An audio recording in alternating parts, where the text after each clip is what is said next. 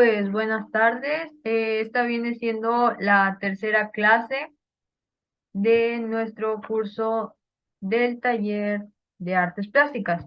Entonces, bueno, lo que vamos a estar viendo en esta clase van a ser un poco de las teorías sobre técnicas que vamos a estar viendo. Se los voy a explicar un poquito más a fondo. Ya se los había explicado así muy por encimita. Tenemos el dibujo a lápiz, que puede ser desde los apuntes, eh, puede ser también cuando utilizamos el lápiz para el claroscuro. Esta viene siendo otra técnica. Tenemos el dibujo al claroscuro.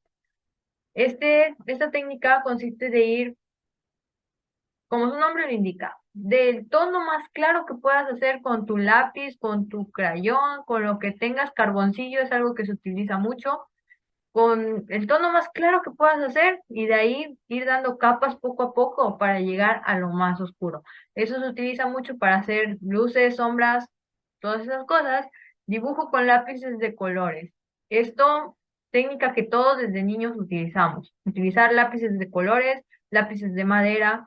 Hay personas, si han visto videos en YouTube, por ejemplo, hay ejemplos así de que utilizan el, los colores Prismacolor, que son los que más utilizan así los artistas que ya se, como que tuvieron gran experiencia utilizando otro tipo de materiales, utilizan este tipo de lápices.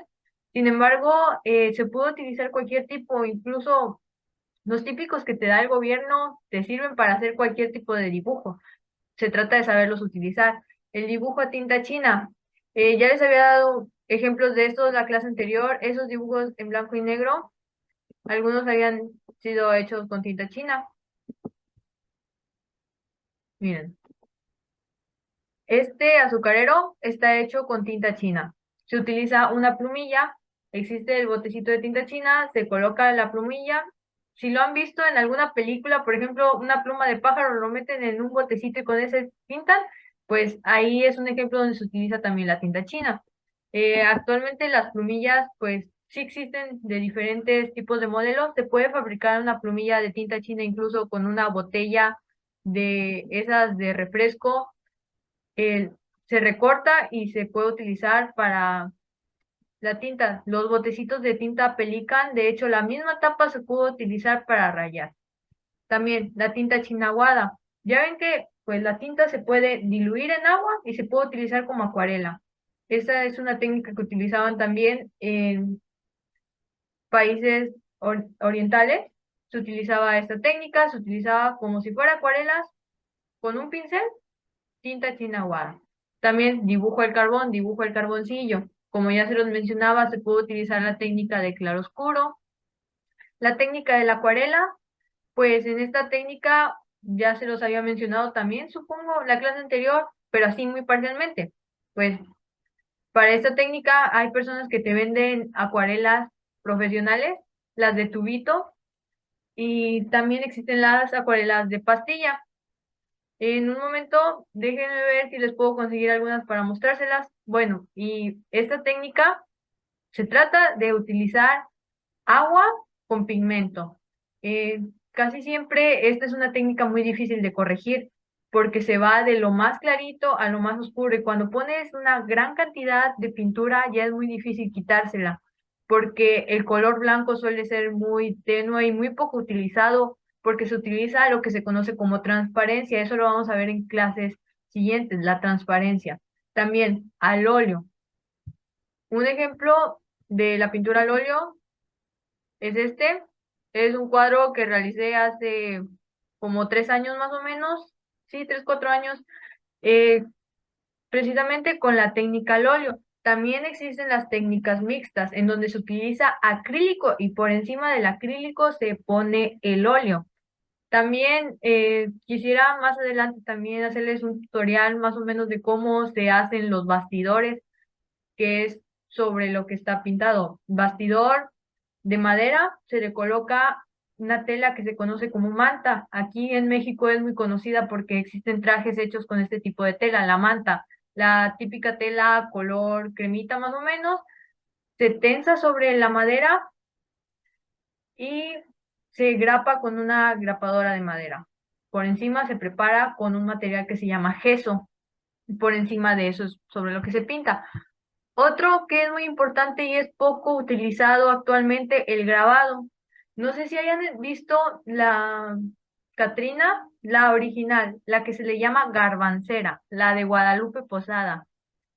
Bueno, esa fue un grabado. Guadalupe Posada, si han visto sus obras, se trata de muchas calaveras, esqueletos, catrinas, catrines, que se ven muy alegres.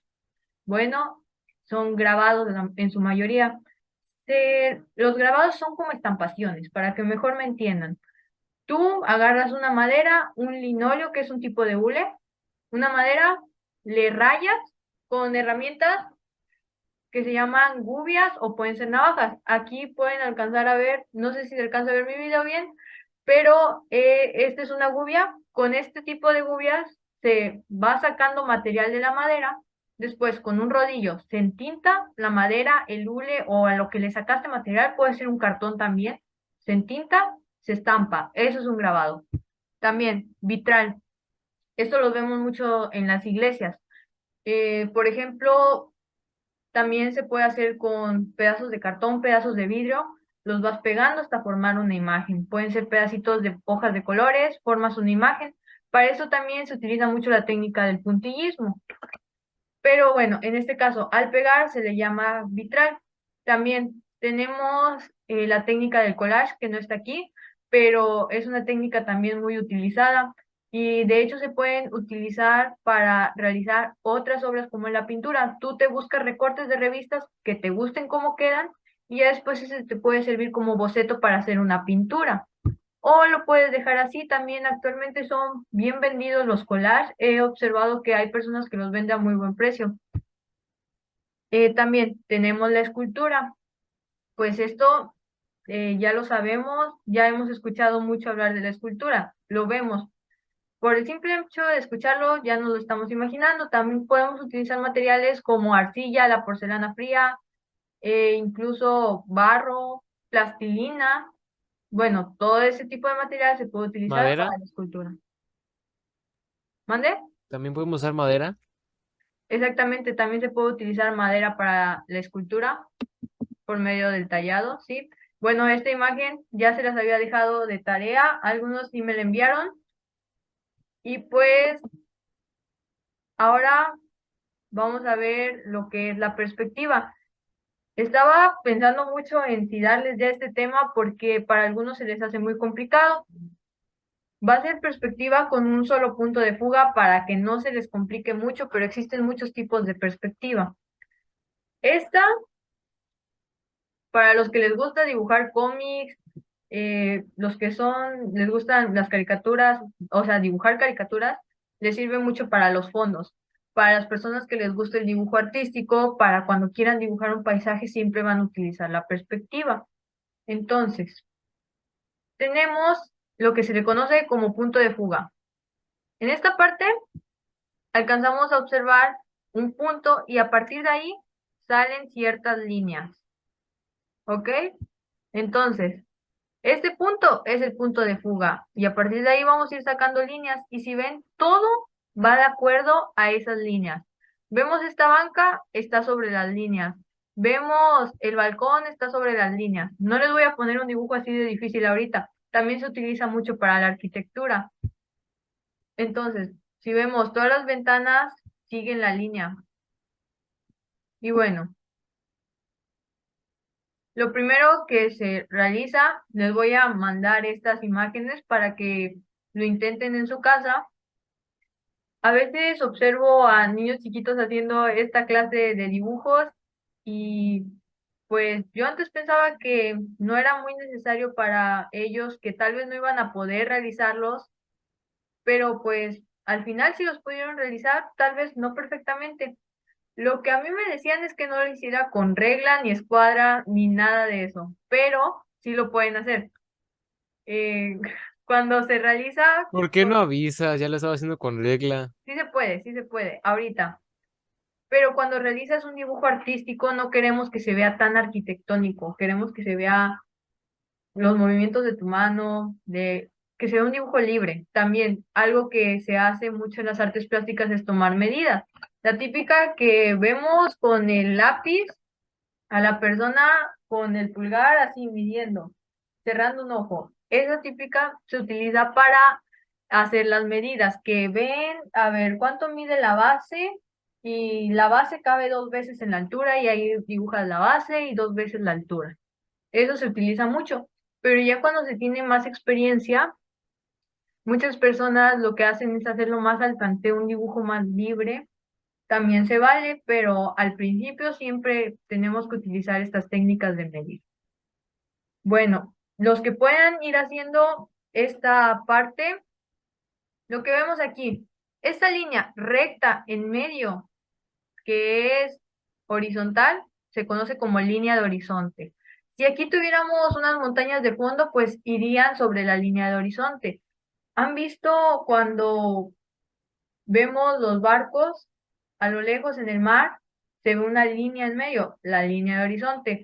Los barcos se alejan y se van perdiendo sobre la línea de horizonte, que es esta que encontramos aquí. Bueno, y pueden realizar esas líneas. Ahorita no les voy a pedir que hagan más porque se les va a hacer muy complicado. Vamos a ver qué podemos hacer con una clase en línea ahorita. ¿Sí? ¿Algo así?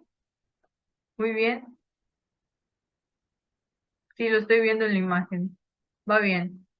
Inténtenlo hacerlo un poquito más grande para que puedan darle más detalle.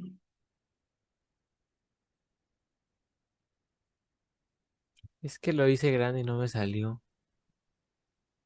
Sí, ahorita vemos cómo se arregla. Les voy a ir mandando eso para que lo tengan y poder seguir avanzando.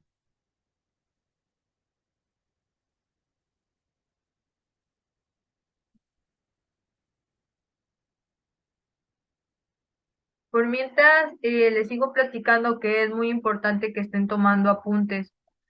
Mi profesor de artes plásticas lo que hacía era pedirme un dibujo diario y pues yo no hacía los dibujos diarios tampoco, o sea, había días que hacía 3 dibujos, había días que no hacía ningún dibujo. Eh, Depende más de la inspiración, pero también se tiene que estar practicando. Algo que me dijo el primer día de clases es, dibuja lo que veas en tu mesa, así, tal cual está. Si ves una taza, dibuja la taza. Si ves tu plato de cereal, dibuja el plato de cereal. Y si haces eso todos los días, vas a ir mejorando poco a poco. Todo eso se hace por medio de la práctica. Entonces, pues lo que les recomiendo es estar siempre haciendo apuntes. Y como ya les dije, aunque les dé un poquito de vergüenza al principio estar así con un lápiz midiendo y que la gente los vea midiendo, inténtenlo, porque se les va a hacer mucho más fácil tomar las medidas. Entonces, les voy a ir explicando. ¿Puedes explicarme más lo del lápiz? O sea, ¿cómo tengo que hacerle y cómo saber que está bien? Si tenemos, por ejemplo, un objeto cualquiera al frente, a ver, digamos, tenemos un jarrón. Cerramos el ojo derecho, estiramos. Ahorita no puedes estirar todo el brazo porque está la laptop, pero lo estiro lo más que puedo. Pones el pulgar para tomar la medida hasta donde llega. Cierras un ojo, mides ahí que la base mide de aquí a aquí. Ok, hasta ahí mide la base. Ahora, ya con esta medida que tengo hasta aquí, este pedazo, voy a ver la altura y digo, a ver, la altura cabe hasta aquí, luego lo bajo y cabe hasta aquí, cabe 2 veces la base en la altura. Entonces luego tú tienes tu cuaderno y tienes esta medida, ¿ok? Que de preferencia utiliza mejor la punta, ¿ok? Y cuando midas, utiliza la punta. Entonces ya tienes esta medida, esta parte es la base, ¿ok? Entonces, con tu lápiz en una hoja vas a marcar lo que mide la base. Tu base mide de aquí a aquí, digamos. No sé si se alcanza a ver. No, a ver, deja contigo un marcador más fuerte.